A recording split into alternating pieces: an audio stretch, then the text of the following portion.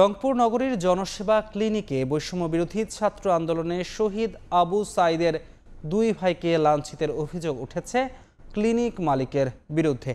স্বজনদের অভিযোগ, সোমবার সন্ধ্যায় মামাতো ভাইয়ের স্ত্রী আমেনা বেগমকে দেখতে যায় আবু সাঈদের দুই ভাই রমজান আলী ও আবু হোসেন। এ সময় তাকে 4 দিন ধরে বিনা চিকিৎসায় ফেলে রাখা হয়েছে বলে অভিযোগ পায়। বিষয়টি নিয়ে হাসপাতালের মালিক মোসাদ্দেকুলের সঙ্গে কথা বলতে গেলে আবু সাঈদের দুই ভাই সহ রোগীর স্বজনদের অপমান করে রুম থেকে বের করে দেয়। তবে এ বিষয়ে সব অভিযোগ অস্বীকার করেছেন হাসপাতাল কর্তৃপক্ষ। এদিকে অভিযোগ পেলে তদন্ত করে ব্যবস্থা নেওয়ার আশ্বাস পুলিশের। উনি চিল্লাই উঠলো, আপনারা কি জন্য আসছেন? হ্যাঁ, ভালো হলে কেউ আসে না, হ্যাঁ মন্দ হলেই সব গোষ্ঠী শুদ্ধে জড়িয়ে আসে। রুগী যেটা বললো সেটাই বিশ্বাস করে ফেললেন।